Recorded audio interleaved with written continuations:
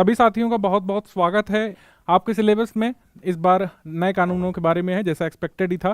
ज़्यादातर लॉ के जो कॉलेजेस चल रहे हैं उन लोगों ने भी इस साल से, मतलब 2025 से, क्योंकि 1 जुलाई 2024 से लागू हुए कानून, कई लोगों ने जो है पिछले साल से शुरू कर दिया था उनको पढ़ना और पढ़ाना, लेकिन हमारे अभियोजन अधिकारी के पेपर में नए कानून ऐड किए गए हैं। भारतीय न्याय संहिता, भारतीय न्याय सुरक्षा संहिता, साक्ष्य अधिनियम, ठीक है, इनको शामिल किया गया है। आज हम लोग भारतीय न्याय संहिता यानी बीएनएस की क्लास नंबर 1 यहाँ पर शुरू करेंगे। बीएनएस के बारे में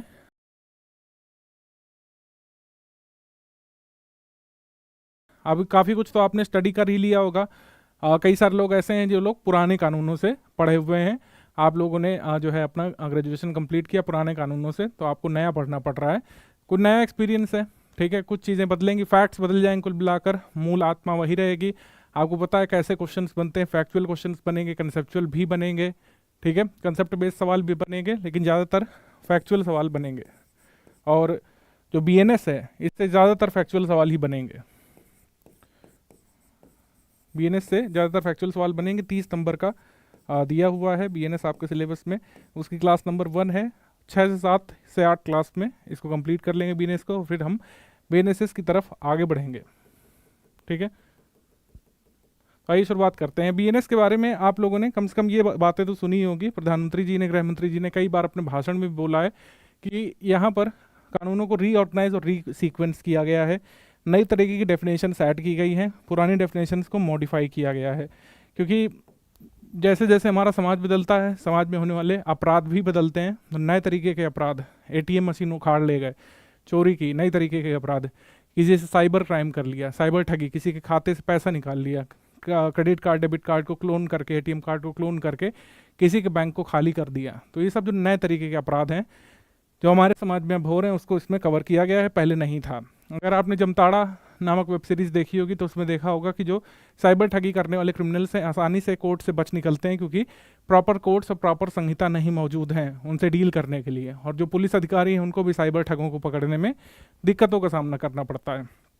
इसमें कम्युनिटी सर्विस जोड़ा गया है। जो विदेशों की प्रक्रिया थी, विदेशों में चलता था कम्युनिटी सर्विस, इसका मतलब है कि छोटे छोटे जो अपराध होते हैं जो ज़्यादा मात्रा में समाज में होते रहते हैं, इनको छोटा अपराध मान लिया गया है, क्योंकि लगातार इनकी संख्या ज़्यादा होती है और कई बार लोगों को भय नहीं होता है, क्योंकि इसके प्रति जो प्रावधान थे वो भी बहुत कड़े नहीं थे। तो इस वजह से कम्युनिटी सर्विस इंट्रोड्यूस किया गया है छोटे अपराधों के लिए, जैसे आत्महत्या का प्रयास हो गया, किसी की मानहानि करना। कम्युनिटी सर्विस का जो है ये प्रोविज़न कर दिया गया। कम्युनिटी सर्विस को प्रॉपर्ली डिफाइन नहीं किया गया है, लेकिन सीआरपी से गिवन है कि कोर्ट कोई भी ऐसा काम करने का आदेश अपराधी को दे सकता है, अभियुक्त को, अपराध साबित होने पर कि वो काम उसे करना पड़ेगा एक निश्चित अवधि पर। और सबसे ज़रूरी चीज़ है, सबसे ज़रूरी प्रोविज़न है कि वो फ्री ऑफ कॉस्ट करना पड़ेगा, तभी कम्युनिटी सर्विस है। कम्युनिटी सर्विस करने के कोई पैसे अपराधी को नहीं मिलेंगे, वो ऐसा कह सकते हैं अपराध के शमन के तौर पर ये काम करेगा। कई सारे न्यू ऑफेंसेस इंट्रोड्यूस किए गए हैं जिनके बारे में नहीं गिवन था आईपीसी में, और कई सारे ऑफेंसेस जो पुराने समय के थे, जैसे राजद्रोह का कानून, ये सब डिलीट किया गया है 124 से। इस पर लगातार विवाद आपने सुना होगा कि स्टेट के अगेंस्ट क्राइम, क्योंकि ये ब्रिटिशर्स के ज़माने के लॉ थे आईपीसी वगैरह, तो उसमें कुछ ऐसे कानून थे जो स्टेट जो है अपने यहाँ के कह सकते हैं इंडियन सब्जेक्ट से, कह सकते हैं, बचने के लिए वो कानून लाया था। जैसे देशद्रोह संबंधी कानून, राजद्रोह संबंधी कानून जो है, ऐसा कानून अब हटा दिया गया है। कई सारे और भी ऑफेंसेस जो अब ऑफेंसेस की कैटेगरी में नहीं आते उनको डिक्रिमिनलाइज किया गया है, नए तरीके के ऑफेंसेस को जोड़ा गया है। कई सारे जो क्राइम्स थे जिनके लिए पहले आईपीसी में बहुत कम पनिशमेंट का प्रावधान था, उनके पनिशमेंट को स्तर को बढ़ा दिया गया है, ठीक है।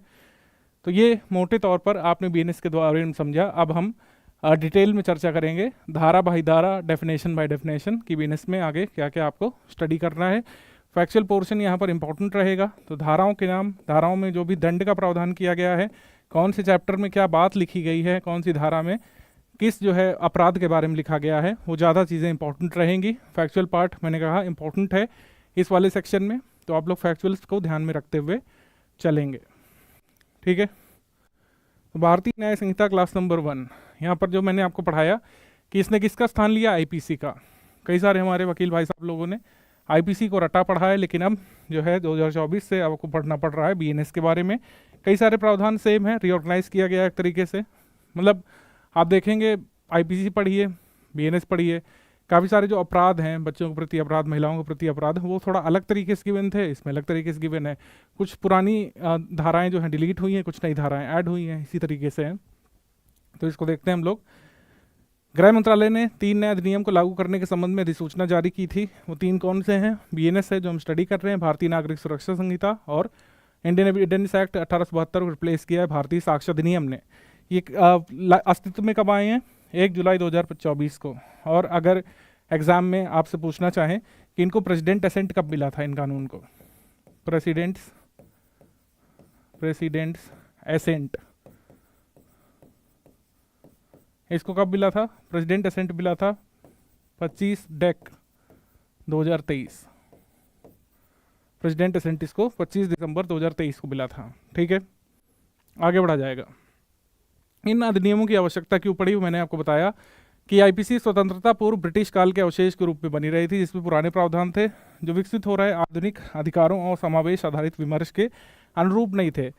ब्रिटिशर्स एक बाहरी सत्ता थी, वो यहाँ पर ब्रिटिश लोग यहाँ पर एक व्यापारी के तौर पर आए थे, और यहाँ पर उन्होंने जब सत्ता धारण किया तो उन्हें हमेशा ये डर रहता था कि उनके सत्ता छूट ना जाए, कोई विद्रोह ना कर दे। कई सारे विद्रोह हुए भी थे, आपको पढ़ना है जीएस में, कई सारे विद्रोह हुए थे ब्रिटिशर्स के खिलाफ। तो ऐसे विद्रोहों का दमन करने के लिए, ब्रिटिश विरोधी विचारधारा को दबाने के लिए, कई बार अपने ही नागरिकों से, अपने ही भारतीय नागरिकों से बचने के लिए उन लोगों ने कानून बनाए थे, और स्टेट को अक्षुण्ण रखने के लिए ज़्यादातर कानून आधारित थे। लोगों को न्याय दिलाने पर, महिलाओं बच्चों की सुरक्षा पर इतना फोकस नहीं किया गया था। ठीक है, इसके अलावा अधिनियमों का नामकरण, ब्रिटिश कानूनों का भारतीयकरण करना, ज़्यादातर चीज़ों का भारतीयकरण प्रेजेंट सरकार कर रही, तो उसी क्रम में ये पुराने ब्रिटिश कानून भी नहीं रहने वाले थे ऑब्वियस तौर पर। प्रमुख विशेषताएं, बीएनएस के अंतर्गत कुल मिलाकर 20 अध्याय हैं, ये इंपॉर्टेंट है, ये फैक्चुअल इंपॉर्टेंट है। 23 चैप्टर होते थे आईपीसी में, लेकिन अब कितने रह गए हैं बीएनएस में? 20 चैप्टर, ये एग्जाम में आ सकता है। ठीक, महिलाओं बच्चों के विरुद्ध अपराधों, हत्या को प्राथमिकता दी गई है, यानी विमेन और चिल्ड्रन के अगेंस्ट जो मर्डर है उसको प्रायोरिटाइज किया गया है, उसको डिटेल में मेंशन किया गया है कि महिलाओं बच्चों के प्रति किस तरीके का अपराध किया जाता है तो क्या सज़ा मिलेगी। ठीक है, एडिशनली महिलाओं और बच्चों के विरुद्ध अपराधों को एकीकृत कर अध्याय 5 के अंतर्गत समयोजित किया गया है। और crimes against women and children, इसको कंसोलिडेट करके चैप्टर नंबर 5 में जगह दी गई है, ये भी एग्जाम के लिए जरूरी है। महिलाओं बच्चों संबंधी क्राइम्स को किसमें कवर किया गया है? चैप्टर 5 में। ठीक है, इसी प्रकार मानव शरीर को प्रभावित करने वाले अपराधों को भी इसी क्रम में लाया गया, उन्हें महिलाओं बच्चों के विरुद्ध अपराध वाले अध्याय के बाद रखा गया है। क्राइम्स अफेक्टिंग ह्यूमन बॉडी, इसमें कल्पेबल होमिसाइड और मर्डर शामिल है। ठीक है, उसको भी प्राथमिकता दी गई है, उसमें भी कई सारे प्रावधान किए गए हैं। बीएनएस को सुव्यवस्थित करते हुए 358 धारा शामिल की गई हैं, जबकि आईपीसी में 511 थी। ठीक है, तो बीएनएस में कितनी धाराएं भाई? 358 है, ये इंपॉर्टेंट है। टोटल धाराएं कितनी है? टोटल कितने सेक्शन से हमको डील करना है? 358, 358, जबकि आईपीसी में कितने थे? 511। ठीक है, भारतीय दंड संहिता में जुर्माने की राशि बहुत कम थी, जो 10 रुपये से लेकर 1000 रुपये तक थी। ठीक है, लेकिन अब जो है दंड की राशि मिनिमम 300 रुपये, 300 रुपये से लेकर कितनी कर दी गई है? 10 लाख रुपए तक मिनिमम मैक्सिमम पनिशमेंट बीएनएस में ये है। इसको हम पढ़ेंगे आगे किस धारा में किस अपराध के लिए क्या पनिशमेंट गिवन है। 33 अपराधों के लिए कारावास की अवधि को उचित रूप से बढ़ा दिया गया है, और 83 मामलों में जुर्मानों में वृद्धि की गई है, क्योंकि पहले के कानून में जुर्माना काफ़ी कम था और लोग कई बार इससे डरते ही नहीं थे जुर्माना देने से। 23 अपराधों में अनिवार्य न्यूनतम दंड भी लागू किया गया है। मैंडेटरी मिनिमम पेनाल्टीज ये 23 तरीके के ऑफेंसेस में इंट्रोड्यूस की गई है। आगे अब प्रावधान यहाँ पर वही 511 यहाँ पर धाराएं थी आईपीसी में, बीएनएस में 358 है। समावेशन की बात करें तो कितनी धाराएं ये बढ़ी, मतलब ये कितने नए तरीके की धाराएं बढ़ी हैं? 31, और कितनी डिलीट हुई हैं? कितने प्रावधान डिलीट में? 19। परिवर्धन 6 अपराधों के लिए कम्युनिटी सर्विस और 25 अपराधों के लिए न्यूनतम दंड का प्रावधान किया गया है। 6 प्रकार के ऑफेंसेस के लिए कम्युनिटी सर्विस, ये आ सकता है एग्जाम में कि कम्युनिटी सर्विस जो है कितने प्रकार के अपराधों के लिए दी जा सकती है? 6 प्रकार के अपराधों के लिए, 6 प्रकार के अपराधों के लिए कम्युनिटी सर्विसेज यहाँ पर कम्युनिटी सर्विस दंड के तौर पर दिया जा सकता है कोर्ट के द्वारा। ठीक है, फाइन जो है increase under 82 sections, imprisonment 41 section में बढ़ाया गया है। अब डेफिनेशंस पे आ जाते हैं हम लोग। तो भारतीय दंड संहिता 1860 की धारा 8 से 52A तक अधिकांश व्याख्या संबंधी खंडों को बिना किसी बदलाव के बीएनएस में बनाए रखा गया है, यानी कि सेक्शन 8 से 52 जो आईपीसी का था उसको रिटेन किया गया बीएनएस में बिना किसी चेंजेस के। ये इंपॉर्टेंट है कि आईपीसी में जो सेक्शन 8 से 52 तक का जो भी दिया हुआ था वो इसमें बना के रखा गया है। लगभग अधिकांश व्याख्या संबंधी खंडों को बिना किसी बदलाव के बीएनएस में बनाए रखा गया है। बीएनएस की धारा 2-3 के अनुसार बालक का अर्थ 18 वर्ष से कम आयु का कोई भी व्यक्ति है। ये इंपॉर्टेंट है। जो टर्म चाइल्ड है बीएनएस का वो किस में डिफाइंड है? जो टर्म चाइल्ड है वो डिफाइंड है सेक्शन 2 सब सेक्शन 3 में। सेक्शन 2 सब सेक्शन 3 में चाइल्ड डिफाइंड है और चाइल्ड किसी भी ऐसे व्यक्ति को कहा गया है जिसकी एज 18 वर्ष से कम है। बालक का अर्थ 18 वर्ष से कम आयु के किसी भी व्यक्ति को कहा गया है। ध्यान रखिएगा यहाँ पर व्यक्ति है, स्त्री या पुरुष नहीं है। मतलब लड़की भी हो सकती है, लड़का भी हो सकता है। जबकि जो हमारा आईपीसी था उसमें जो टर्म यूज़ करते थे वो वेग था माइनर। आईपीसी जिन लोगों ने पढ़ा है तो उसमें कई बार ये माइनर टर्म आता है, इसको हटा दिया गया है। बीएनएस में ओवरऑल ज़्यादातर धाराओं में, मतलब लगभग सभी धाराओं में चाइल्ड टर्म का इस्तेमाल किया गया है, ना कि माइनर का। ठीक है, तो ये एग्जाम में आ सकता है कि जो चाइल्ड टर्म आया है उसने किसको रिप्लेस किया है? माइनर को। माइनर नहीं है इसमें। बीएनएस की धारा 2(8) में प्रावधान किया गया कि दस्तावेजों में इलेक्ट्रॉनिक और डिजिटल रिकॉर्ड शामिल है। इलेक्ट्रॉनिक्स और डिजिटल रिकॉर्ड को धारा 2 उपधारा 8 में जगह मिली है। धारा 2(8) में डिजिटल रिकॉर्ड्स मतलब ये डिजिटल और इलेक्ट्रॉनिक रिकॉर्ड्स को कानूनी मान्यता दी गई है। ये इंपॉर्टेंट है, ध्यान रखिएगा। तो इतना आप देख करके समझ ही गए होंगे। अभी हम डिटेल में सेक्शन डिस्कस करने वाले हैं कई सारे, तो इसमें आपको देख करके समझ आई होगी एक चीज़ कि कुल मिलाकर के कानूनों को मॉडर्नाइज किया गया है, प्रेजेंट परिप्रेक्ष्य के हिसाब से ढालने की कोशिश की गई है। ठीक है, तो आगे बढ़ते हैं। धारा 2 उपधारा 10 में परिभाषा जो दी गई है उसको ट्रांसजेंडर को उसमें डिफाइन किया गया है, जो आईपीसी में नहीं था। आईपीसी में कभी भी ट्रांसजेंडर को मेंशन नहीं किया गया था। अमेंडमेंट के बाद भी आईपीसी में ट्रांसजेंडर को मेंशन नहीं किया गया था, लेकिन सेक्शन 2 सब सेक्शन 10 में ट्रांसजेंडर को मेंशन किया गया है। उसमें लिखा है कि जो ही टर्म है वो स्त्री, पुरुष और ट्रांसजेंडर तीनों के लिए प्रयोग किया जाएगा। जहाँ पर भी ही शब्द आएगा बीएनएस में वो महिला के लिए भी हो सकता है, पुरुष के लिए हो सकता है, ट्रांसजेंडर व्यक्ति के लिए। ठीक है, न्यायाधीश नए कानून में न्यायाधीश की परिभाषा अधिक संक्षिप्त और आईपीसी के समान पैटर्न का अनुसरण करती है। धारा 2 सब सेक्शन 16 में जज की डेफिनेशन है। जज की डेफिनेशन क्या है? जज की डेफिनेशन है जो है उसमें गिवन है, वो हम अभी बताएंगे। ठीक है, आईपीसी की धारा 49 के अनुसार वर्ष या माह की गणना ब्रिटिश कैलेंडर के अनुसार की जाती थी, लेकिन बीएनएस में ये ग्रेगोरियन कैलेंडर के हिसाब से की जाएगी। इंपॉर्टेंट है। धारा 2 उपधारा 20 में ये गिवन है कि ग्रेगोरियन कैलेंडर के हिसाब से वर्ष या माह की गणना की जाएगी। सामुदायिक सेवा संबंधी प्रावधान ये किस में गिवन है? ये स्टार मार्क करिए, एग्जाम में आने ही वाला है। मुझे लगता है कि ये तो आपके एग्जाम में हर हाल में आएगा ही आएगा कि कम्युनिटी सर्विस जो है ये किस में गिवन है? सेक्शन 4F में। सेक्शन 4F में पहली बार सामुदायिक सेवा को मेंशन किया गया है। 4F में सामुदायिक सेवा को मेंशन किया गया। ये एग्जाम में आने ही वाला है। मतलब मैं ये नहीं कह रहा हूँ आ सकता है, ये एग्जाम में पूछेंगे ही पूछेंगे, एक क्वेश्चन आयोग पूछेगा इससे। ठीक है, ये आएगा। बीएनएस की धारा 4F में पहली बार नए प्रकार की सजा सामुदायिक सेवा की शुरुआत की गई है। इसका उद्देश्य क्या है? जेलों पर बोझ कम करना है। जैसे कई सारे छोटे छोटे अपराध हैं, उसके चक्कर में अपराधी जेल में सड़ते रहते हैं। कई बार सरकार का ज़्यादा खर्च हो जाता है किसी को सुधारने के उद्देश्य में। इसका उद्देश्य जेलों पर कम करना है। बीएनएस में इसे सजा के रूप में शामिल करके कानूनी दर्जा दिया गया है। इसको कानूनी दर्जा प्राप्त हुआ है।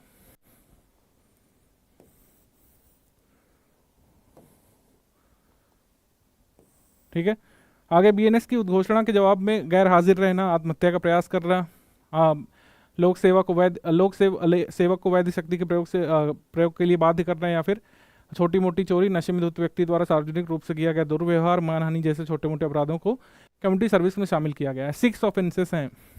कितने हैं? 6 ऑफेंसेस। 6 प्रकार के अपराध, जिसमें क्या क्या शामिल है? माइनर ऑफेंसेस जैसे attendance in response to proclamation और attempted suicide, obstructing a public servant from exercising lawful power, theft, public misbehaviour by a drunk person, defamation. तो इन सब अपराधों में कम्युनिटी सर्विस की सज़ा दी जा सकती है। आगे बीएनएस में सामुदायिक सेवा शब्द को परिभाषित नहीं किया गया है। ये एग्जाम में आ सकता है स्टेटमेंट वाले क्वेश्चन में कि बीएनएस को किस में मेंशन किया गया है। क्या बीएनएस को मतलब बीएनएस में कम्युनिटी सर्विस को मेंशन किया गया है? नहीं, बीएनएस को डिफाइन नहीं किया गया है। मतलब मेंशन किया गया है, ये परिभाषित नहीं किया गया है, परिभाषित नहीं किया गया है। ये टर्म आ सकता है कि community service has been defined in BNS, तो वो गलत हो जाएगा। Community service is mentioned in BNS लेकिन डिफाइंड नहीं है। लेकिन भारतीय नागरिक सुरक्षा संहिता की जो धारा 23 है, बीएनएस भी हमको स्टडी करना है, उसकी धारा 23 में उस कार्य के रूप में परिभाषित किया गया है जैसे जिसे न्यायालय किसी दोषी को समुदाय के लाभ के लिए दंड के रूप में कोई कार्य करने के लिए कहेगा जिसमें कोई भी रिमनरेशन या पारिश्रमिक नहीं मिलेगा। ठीक है, सामुदायिक सेवा सुधारात्मक न्याय की दिशा में कदम है towards a restorative justice. Restorative justice जैसे पहले के ज़माने में दिया जाता था, कई सारे देशों में, यूरोपियन कंट्रीज़ में कम्युनिटी सर्विस का कंसेप्ट है कि जेल में भेजने की जगह किसी से समाज में सुधार सेवा की जाती थी। मुझे लगता है कि मिडिवल हिस्ट्री में भी जो जैनुल आब्दीन जो कश्मीर का शासक था वो भी यही करता था। वो कारावास में नहीं डालता था अपराधी को, वो लोक निर्माण विभाग में मिस्त्री के तौर पर, श्रमिक के तौर पर नियोजित कर देता था। वही है ये। आजीवन कारावास की सजा को स्पष्ट रूप से किसी व्यक्ति के शेष प्रकृत जीवन काल के कारावास के रूप में परिभाषित किया गया है कि जहां पर भी लाइफ इम्प्रिजनमेंट लिखा है, इसका मतलब है कि जितना उसका नेचुरल लाइफ बची है पर्सन की, उस लाइफ मतलब उस अवधि में वो जेल में रहेगा।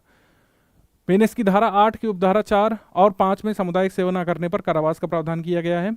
मतलब कि सब सेक्शन 4 और 5 जो सेक्शन 8 के हैं ये कहते हैं कि मान लीजिए कम्युनिटी सर्विस किसी को करने के लिए कहा गया लेकिन वो नहीं करता है, न्यायालय की अवमानना करता है, तब उसे जेल होगी। ठीक है, इसके तहत जुर्माने के भुगतान में चूक या सामुदायिक सेवा न करने पर निम्नलिखित सजा दी जा सकती है। 5,000 रुपये से अधिक पर जुर्माना या सामुदायिक सेवा न करने पर 2 महीने से अधिक का कारावास, 10,000 रुपये से अधिक का जुर्माना है, या कम्युनिटी सर्विस की अवहेलना करने पर 4 महीने से अधिक का कारावास है, और किसी अन्य मामले में 1 वर्ष से अधिक का कारावास भी दिया जा सकता है। आगे, भारत में अपराध के लिए भारत के बाहर दुष्प्रेरण के बारे में, abetment outside India of an offence committed in India, यानी भारत से बाहर कोई व्यक्ति उकसाता है भारत में अपराध होने के लिए। ये किसमें गिवन है? धारा 48 में। किसमें गिवन है? सेक्शन 48 में।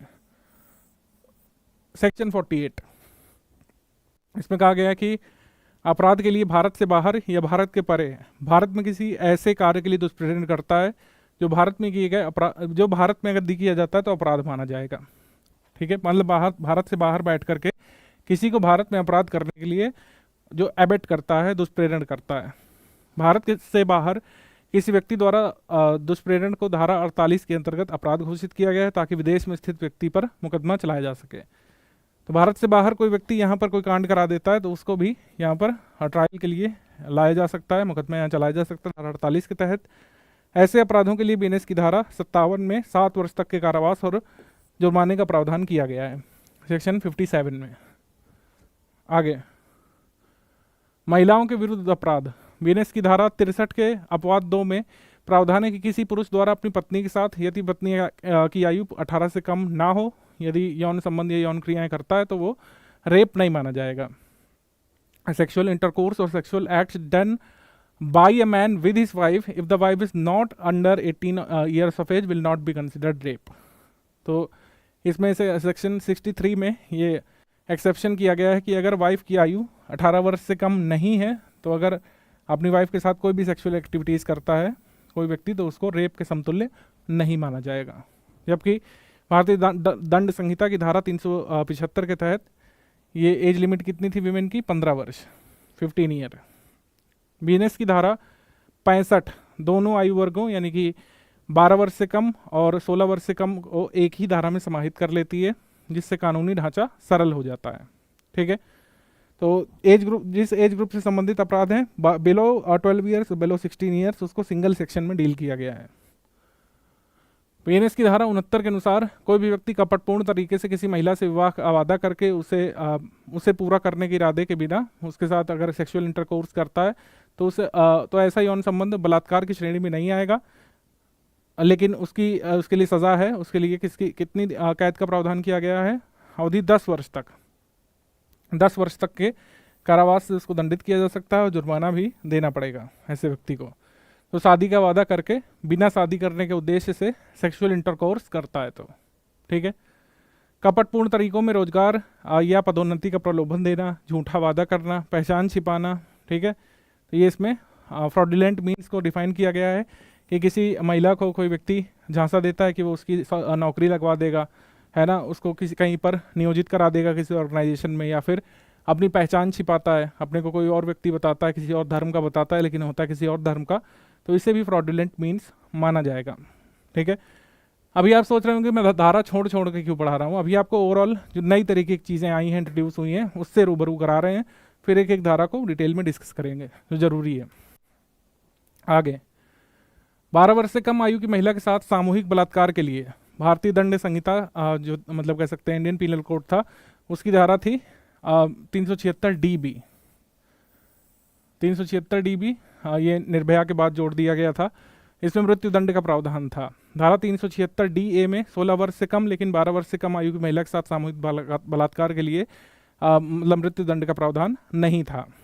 ठीक है, बीएनएस की धारा 70(2) में है कि 18 वर्ष से कम उम्र की महिला के साथ, मतलब 18 वर्ष से कम उम्र की किसी भी महिला के साथ, चाहे वो 17 की हो, 12 की हो, 11 की हो, और उसके साथ सामूहिक बलात्कार करता है तो उसके लिए मृत्यु दंड दिया जाएगा। ये स्पष्ट यहाँ पे कर दिया गया है कि 70(2) में section 72 of BNS provide for death penalty. इसमें डेथ पेनाल्टी का प्रावधान है। अगर 18 वर्ष की महिला के साथ कोई भी व्यक्ति गैंगरेप करता है तो उसको डेथ पेनाल्टी दी जाएगी। आगे, बीएनएस की धारा 76 और 77 में जो कोई शब्द का प्रयोग किया गया है, जबकि 354B और 354C में स्पेसिफिकली पुरुष यानी मैन शब्द का प्रयोग किया गया था। यानी इन धाराओं को जेंडर न्यूट्रल बनाया गया है। आप देखेंगे आईपीसी में ज़्यादातर धाराओं को जेंडर न्यूट्रल बनाया गया है। ठीक है, मतलब ये प्रावधान समान रूप से पुरुष और महिला दोनों ही अपराधियों पर लागू होते हैं। आगे, बीएनएस की धारा 84 के अनुसार कोई भी महिला को किसी अन्य पुरुष की पत्नी है उसके बारे में जानता है, विश्वास करने का कारण रखता है, इस आशय से ले जाता है कि अवैध संभोग करे तो मतलब जो है 2 वर्ष तक के कारावास या जुर्माने या दोनों से दंडित किया जा सकता है, सेक्शन 84 में। ठीक है, बच्चों के विरुद्ध अपराध, तो किसी बच्चे को किसी अपराध के लिए काम पर रखना, नियोजित करना, उसे संलग्न करना, ये किसमें इस अपराध को डिफाइन किया गया है? धारा 95 में। धारा 95 में। और इसके लिए न्यूनतम सजा का प्रावधान कितना है? मिनिमम पेनाल्टी 7 वर्ष यहाँ पे डिफाइन कर दी गई है धारा 95 के तहत किए गए अपराध में, और जिसे 10 वर्ष तक बढ़ाया जा सकता है। ठीक है, बीएनएस की धारा 96 18 वर्ष से कम आयु के किसी भी बच्चे, यानी कि बच्चे का मतलब है कि कोई भी मतलब गर्ल भी हो सकता है, बॉय भी हो सकता है, जिसकी आयु 18 वर्ष से कम उम्र है, उसका अपहरण करता है तो वो अपराध है, धारा 96। इससे पूर्व भारतीय दंड संहिता की 66A में नाबालिग लड़की यानी 18 वर्ष से कम आयु के लड़की के अपहरण के संबंध में अपराध का प्रावधान था 366A में। बीएनएस की धारा 99 में व्यक्ति के स्थान पर बच्चा शब्द प्रयोग किया गया है, चाइल्ड।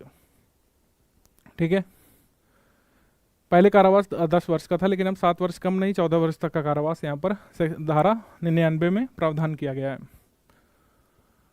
मॉब लिंचिंग मतलब पहले मॉब लिंचिंग संबंधी कोई भी कानून मौजूद नहीं था। आपने कई बार सुना होगा कि आईपीसी में, सीआरपीसी में कहीं पर भी भीड़ हिंसा या फिर भीड़ द्वारा की गई हत्या के लिए कोई प्रावधान नहीं है, या फिर भीड़ को भी डिफाइन नहीं किया गया था। बीएनएस की धारा 103(2) में एक नया प्रावधान है जो भीड़ द्वारा की गई हत्या के लिए आपराधिक दायित्व और दंड का प्रावधान करता है। तो मॉब लिंचिंग के बारे में किस में डिफाइन किया गया है? भीड़ हत्या के बारे में 103(2) में। ये नया एडिशन है, ये भी स्टार मार्क करिए, एग्जाम में आएगा ही आएगा। स्टार मार्क करिए, एग्जाम में आने ही वाला है, हर हाल में आएगा। सेक्शन 103(2) बीएनएस का, ये किस बारे में है? मॉब लिंचिंग के बारे में। ठीक है, मॉब लिंचिंग धारा 103(2) क्या कहती है कि जब 5 या अधिक व्यक्तियों का समूह एक साथ मिलकर के नस्ल, जाति, समूह, लिंग, स्थान, भाषा, व्यक्तिगत विश्वास या किसी अन्य आधार पर हत्या करता है तो ऐसे समूह के प्रत्येक सदस्य को मृत्यु दंड या आजीवन कारावास का दंड मिलेगा। और इसमें जैसे एग्जाम में क्या आएगा कि धारा 103(2) में भीड़ को किस तरीके से डिफाइन किया गया, तो भीड़ है 5 या उससे अधिक व्यक्तियों का समूह, भीड़ है। ठीक है, तो इसके लिए प्रावधान किया गया है डेथ पेनाल्टी या फिर लाइफ इम्प्रिजनमेंट 103(2) में। सर्वोच्च न्यायालय ने तहसीन एस पूनावाला मामले में मॉब लिंचिंग पर दिशा निर्देश निर्धारित किए थे। तहसीन पूनावाला केस में मॉब लिंचिंग संबंधी गाइडलाइन जारी की थी। आईपीसी की धारा 303 का पुनरुद्धार किया गया है 104 में। बीएनएस की धारा 104 के अनुसार आजीवन कारावास काट रहा कोई व्यक्ति यदि हत्या करता है तो उसे मृत्युदंड या फिर आजीवन कारावास से दंडित किया जा सकता है। यहाँ आजीवन कारावास का अर्थ उस व्यक्ति के शेष प्रकृत जीवन काल से होगा, ये है। और इससे पूर्व आईपीसी की धारा 303 में ऐसा ही प्रावधान था जिसे मिठू बनाम पंजाब राज्य मामले में सर्वोच्च न्यायालय ने असंवैधानिक घोषित कर दिया था, लेकिन इसको रिवाइव किया गया है, रिवाइवल ऑफ सेक्शन 303। तो ऐसे एग्जाम में आ सकता है कि आईपीसी 303 का स्थान किस सेक्शन लिया बीएनएस के सेक्शन ने, तो बीएनएस 104 ने स्थान लिया है आईपीसी 303 का। ठीक है। गैर इरादतन हत्या के लिए दंड, ये किसमें गिवन है, ये आईपीसी 304 में होता था गैर इरादतन हत्या, यानी कि culpable homicide not amounting to murder, ये जो है 304 में था, लेकिन यहाँ बीएनएस की 105 में, बीएनएस की 105 नंबर धारा में ये प्रावधान किया गया है गैर इरादतन हत्या का। गैर इरादतन हत्या का यह न्यूनतम 5 वर्ष की वैधानिक सजा का प्रावधान करता है, क्योंकि इस मामले में पहले आईपीसी के तहत कोई न्यूनतम सजा नहीं थी। तो कल्पेबल होमिसाइड के लिए कह सकते हैं कल्पेबल होमिसाइड के लिए प्रावधान, मतलब न्यूनतम सजा बीएनएस में कितनी डिफाइंड है, 5 ईयर्स। ये एग्जाम में आ सकता है कि गैर इरादतन हत्या के लिए बीएनएस में न्यूनतम सजा कितनी निर्धारित की गई है, 5 वर्ष।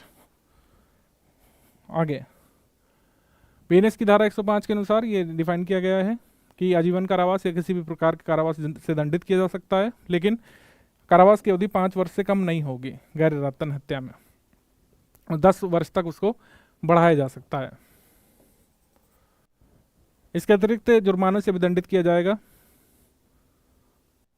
उसके बाद आ जाएंगे हम लोग लापरवाही से मृत्यु कारित करना, डेथ, ये जगह है hit and run case, causing death by negligence, hit and run case जिसको बोलते हैं।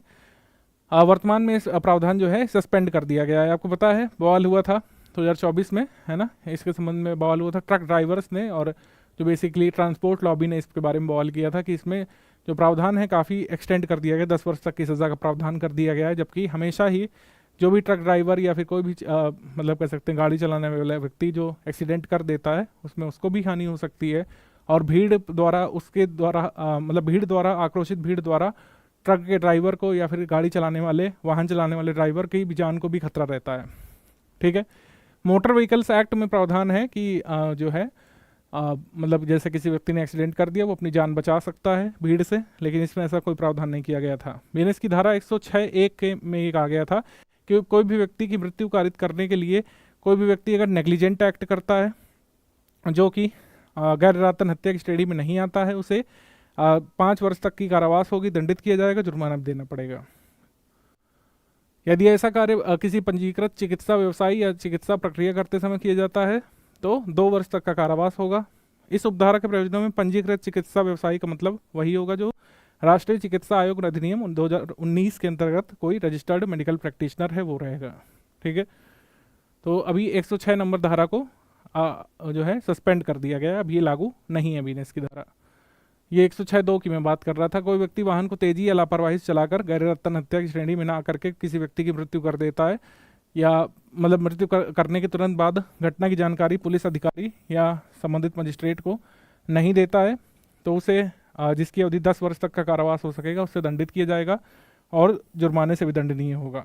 इसी के लिए जो है ये मतलब कह सकते हैं ट्रक ड्राइवर लॉबी ने काफ़ी बवाल किया था, तो सरकार ने उनका संज्ञान लेते हुए अभी इस धारा को रद्द कर दिया है, अभी ये नहीं लागू है। 106(2) बीएनएस की नहीं लागू है अभी।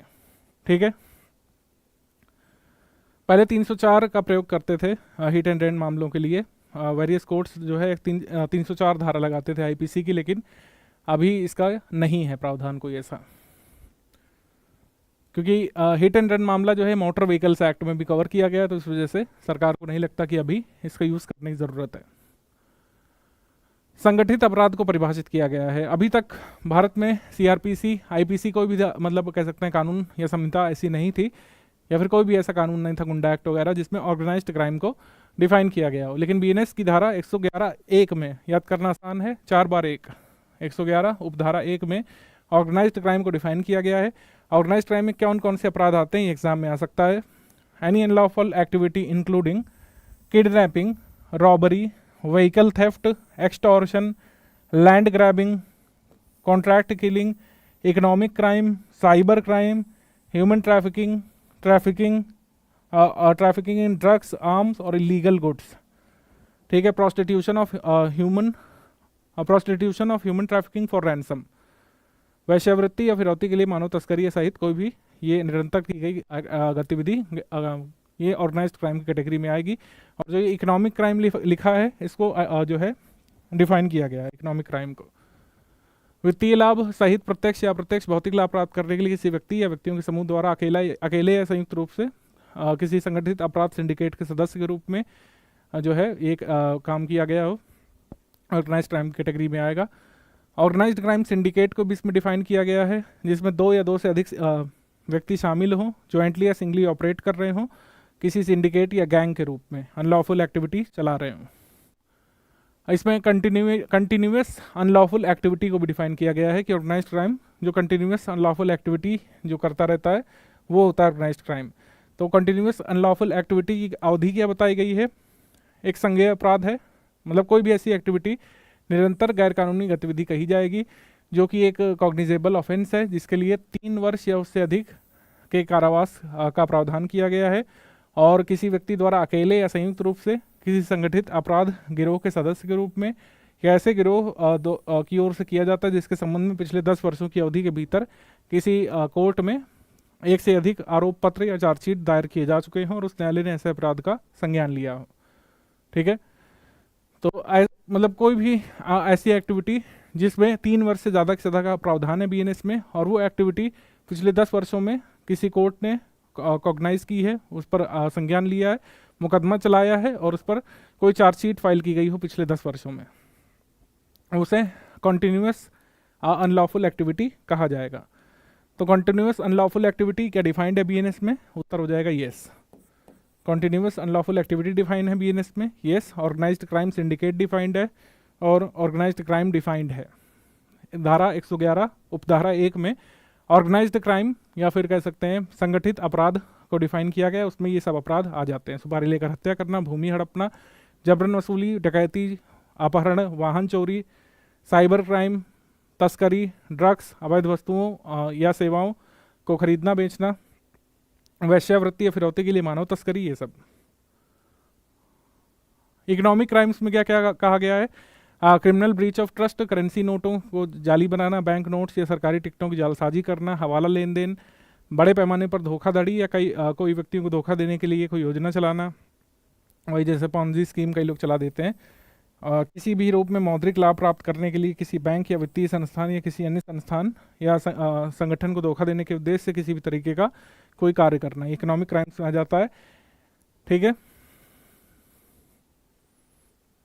संगठित अपराध के लिए दंड का प्रावधान 111(2) में किया गया है कि संगठित अपराध के परिणाम स्वरूप अगर किसी व्यक्ति की मृत्यु हो जाती है तो उसे मृत्यु दंड या फिर आजीवन कारावास से दंडित किया जाएगा और वह जुर्माने से भी दंडित किया जाएगा जो 10 लाख रुपए से कम नहीं होगा। तो इकोनॉमिक क्राइम्स के लिए फाइन जो है कितना डिफाइंड है? मिनिमम फाइन 10 लाख रुपए, ये मिनिमम फाइन है इकोनॉमिक क्राइम्स के लिए। ठीक है, किसी अन्य मामले में कारावास से दंडित किया जाएगा जो 5 वर्ष से कम नहीं होगा, किंतु जो आजीवन कारावास तक हो सकता है, और जुर्माने से दंडित किया जाएगा जो 5 लाख रुपए से कम नहीं होगा ऑर्गेनाइज्ड क्राइम के लिए। ठीक है, छोटे संगठित अपराधों के बारे में गिवन है 112(1) में। पैटी ऑर्गेनाइज्ड क्राइम ये डिफाइंड है 112(1) में। पैटी ऑर्गेनाइज्ड क्राइम में क्या आ जाता है भाई? अकेले या संयुक्त रूप से चोरी करना, यानी थेफ्ट, छीना झपटी करना, धोखाधड़ी करना, टिकटों की अनधिकृत मतलब ये बिक्री करना, मतलब जो टिकट ब्लैक करते हैं, अनधिकृत सट्टा या जुआ, सार्वजनिक परीक्षा के लिए प्रश्न पत्रों की बिक्री या कोई अन्य समान आपराधिक कार्य करता है तो उसे छोटा असंगठित अपराध कहा जाएगा। तो sale of public examination paper ये पेटी क्राइम है एज पर बीएनएस। ठीक है, इसमें पेटी क्राइम में पूछ सकते हैं कि धारा 112(1) में पेटी क्राइम में भाई क्या क्या आ जाता है? एग्जाम में आ सकता है भाई, बिल्कुल आ सकता है कि पेटी क्राइम में क्या क्या आ जाएगा भाई? पेटी क्राइम में आ जाएगा theft, snatching, cheating, unauthorised sale of tickets, unauthorised betting और गैम्बलिंग, और sale of public examination papers. इस उपधारा के प्रयोजनों के लिए चोरी में छल से चोरी, वाहन या आवास या व्यावसायिक परिसर से चोरी, माल की चोरी, जेब कतरी, कार्ड स्कीमिंग के माध्यम से चोरी, और दुकान से चोरी या स्वचालित टेलर मशीन की चोरी, मतलब एटीएम चोरी भी छोटा अपराध इसमें माना गया है। एटीएम से चोरी करना इसमें छोटा अपराध माना गया है। बीएनएस की धारा 112(2) के अनुसार कोई भी जो छोटा संगठित अपराध करता है तो 1 वर्ष मिनिमम पनिशमेंट उसमें 1 वर्ष का है, और जो 7 वर्ष तक का हो सकता है, और जुर्माना भी इसमें देना पड़ेगा ऑर्गेनाइज्ड क्राइम के सदस्यों को। टेररिस्ट एक्ट इसमें पहली बार डिफाइन किया गया है। पहले यूएपीए होता था, अनलॉफुल एक्टिविटीज़ प्रिवेंशन एक्ट, जो हमको पढ़ना पड़ता था, लेकिन अब इसके लिए टेररिस्ट एक्ट के लिए बीएनएस में डाल दिया गया है। धारा 113 आतंकवादी कृत्य को अपराध बताती है, आतंकवादी कृत्य को डिफाइन भी किया गया है। ठीक है, अब बीएनएस की धारा 113 के तहत मुकदमा दर्ज किया जाए या फिर यूएपीए 1976 के तहत ये निर्णय एक पुलिस अधिकारी द्वारा लिया जाएगा जो पुलिस अधीक्षक की पंक्ति से नीचे का पुलिस अधिकारी नहीं होगा। यानी कि कौन करेगा? सुपरिटेंडेंट ऑफ पुलिस, एसपी की रैंक से नीचे का अधिकारी ये नहीं डिसाइड करेगा कि जो है किसी व्यक्ति पर यूएपीए के तहत मुकदमा चलाया जाना चाहिए या फिर बीएनएस 113 के तहत। ये कौन डिसाइड करेगा? कम से कम पुलिस अधीक्षक की रैंक का व्यक्ति। यूएपीए के साथ ओवरलैप के मुद्दे में आर.एस. रघुनाथ बनाम कर्नाटक राज्य 1991 में सर्वोच्च न्यायालय ने स्पष्ट किया था कि कोई भी बाद का सामान्य कानून में पहले के विशेष कानून पर प्रबल हो जाता है। मतलब ये S Raghunath versus state of Karnataka में कोर्ट ने ऑब्जर्व किया था कि कोई भी बाद में आया कानून पहले के विशेष कानून पर प्रेफरेंस दिया जाना चाहिए। मतलब बीएनएस की धारा यहाँ पे लगाई जानी चाहिए टेररिस्ट पर। गंभीर चोट पहुंचाने वाले ऐसे कृत्यों के लिए कड़ी सजा का प्रावधान किया गया है, जिसके तहत निष्क्रिय अवस्था या फिर स्थायी विकलांगता हो जाती है। कोई भी व्यक्ति किसी व्यक्ति को ऐसा ग्रीवियस हर्ट करे resulting in persistent vegetative state और परमानेंट डिसेबिलिटी, तो इसके लिए स्ट्रिंजेंट पनिशमेंट डिफाइन की गई है। यदि गंभीर चोट के कारण व्यक्ति लगातार निष्क्रिय अवस्था में रहता है या स्थायी विकलांगता की स्थिति में रहता है तो उसे कठोर कारावास दिया जाएगा। ये ध्यान रखिएगा, कठोर कारावास, रिगरस पनिशमेंट, जिसकी अवधि 10 वर्ष से कम नहीं होगी, जिसे आजीवन कारावास तक बढ़ाया जा सकता है, और जबकि गंभीर चोट के लिए केवल 7 वर्ष तक के कारावास का प्रावधान है। ग्रीवियस हर्ट के लिए 7 वर्ष तक का है, लेकिन अगर ग्रीवियस हर्ट से परसिस्टेंट वेजिटेटिव स्टेट या परमानेंट डिसेबिलिटी कॉज होती है तो ये पनिशमेंट जो है ये हो सकती है 10 वर्ष के रिगरस पनिशमेंट के लिए, और इसे आजीवन कारावास तक बढ़ाया जा सकता है। राजद्रोह को अपराध की श्रेणी से बाहर किया गया है। लगातार मांग उठ रही थी और ये तो होना ही था। राजद्रोह वगैरह सारे कानून हटा दिए गए हैं। 124A आईपीसी की बीएनएस में नहीं शामिल किया गया है, और जो केसेस चल भी रहे थे वो भी कोर्ट ने कहा है कि ये सब बंद किए जाएंगे, हटाए जाएंगे। हालांकि विधि आयोग ने 279वीं रिपोर्ट में इसको बरकरार रखने का तर्क दिया था। 11 मई 2022 को सर्वोच्च न्यायालय ने एसजी वोम्बटकरे मामले में राज्य सरकारों केंद्र सरकार को भारतीय दंड संहिता की 124A से संबंधित सभी मुकदमों को स्थगित करने का आदेश दिया था, सस्पेंड करने का। बीएनएस की धारा 152 के तहत अलगाव, सशस्त्र विद्रोह, विध्वंसक गतिविधियों, अलगाववादी गतिविधियों या भारत की संप्रभुता या एकता को और अखंडता को खतरा में डालने वाले कृत्यों के लिए एक नई धारा जोड़ी गई थी।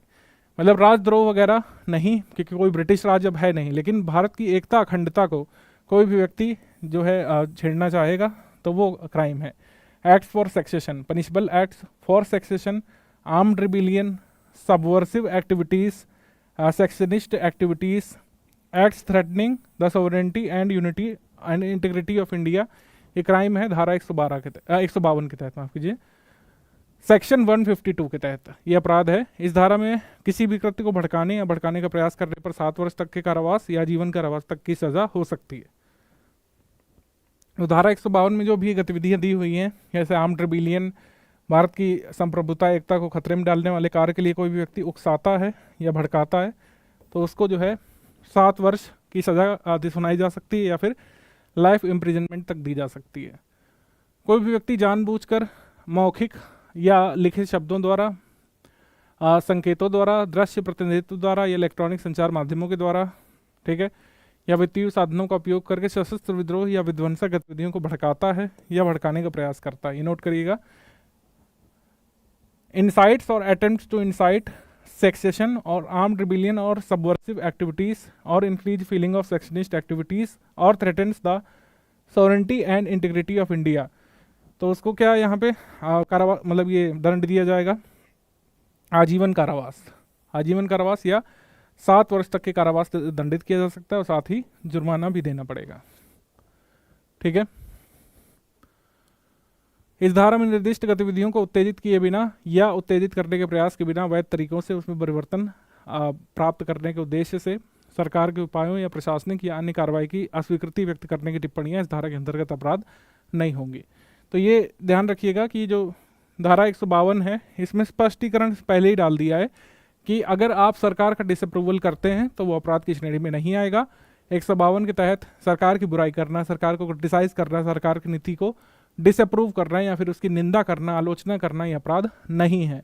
अगर आप सरकार विरोधी हैं तो ऐसा नहीं कि आप देश विरोधी हैं, इसमें स्पष्ट किया गया है कि कोई भी आप ऐसा कमेंट करते हैं जिसमें आप गवर्नमेंट को डिसअप्रूव करें, उसके किसी एक्शन को गलत बताएं, ठीक है, लॉफुल तरीकों से, जिसमें कोई वायलेंस वगैरह ना इंसाइट किया जाए, ठीक है, तो आप जो है कोई भी अपराध नहीं कर रहे हैं। आत्महत्या का प्रयास का गैर अपराधीकरण किया गया है। आत्महत्या के प्रयास के अपराध को बीएनएस 2023 से हटा दिया गया है। ये कानून मानसिक स्वास्थ्य देखभाल अधिनियम 2017 के अनुरूप इसको किया गया है। मतलब आत्महत्या का प्रयास जो है ये अपराध नहीं है। बीएनएस की धारा 226 उन लोगों को दंडित करती है जो किसी लोक सेवक द्वारा वैध शक्ति के प्रयोग को मजबूर करने या रोकने के इरादे से आत्महत्या का प्रयास करते हैं। तो इसमें एक आ गया कि जैसे कोई लोग नहीं कहते हैं कि आगे मत बढ़ना वरना अपना ये गला काट लेंगे, या फिर किसी मतलब लोक सेवक को रोकते हैं कोई कार्य करने से सुसाइड का डरावा दे करके, तो वो अपराध है। उन लोगों को दंडित करती है जो किसी लोक सेवक द्वारा वैध शक्ति के प्रयोग को मजबूर करने या रोकने के इरादे से आत्महत्या का प्रयास करते हैं। ठीक है। मतलब जैसे कोई कहीं पर मान लीजिए, जैसे इलस्ट्रेशन मानिए कि कहीं पर कोई व्यक्ति अवैध दुकान लगाए बैठा है, कोई पुलिस अधिकारी वहाँ पर जाकर के उसकी दुकान को हटाता है, लेकिन वो अपने शरीर पर मिट्टी का तेल छिड़क करके माचिस लेकर के उकसाता है कि अगर आप आगे बढ़ेंगे, मेरी दुकान हटाएंगे तो मैं आत्महत्या कर लूँगा। तो ये अपराध है बीएनएस 226 के अंतर्गत। धारा 226 के अंतर्गत कोई व्यक्ति लोक सेवक को उसके आधिकारिक कर्तव्य का निर्वहन करने से रोकता है या मजबूर करने के इरादे से आत्महत्या का प्रयास करता है तो 1 वर्ष तक की अवधि के लिए जो है साधारण कारावास या जुर्माना, ये दोनों से या कम्युनिटी सर्विस से दंडित किया जाएगा।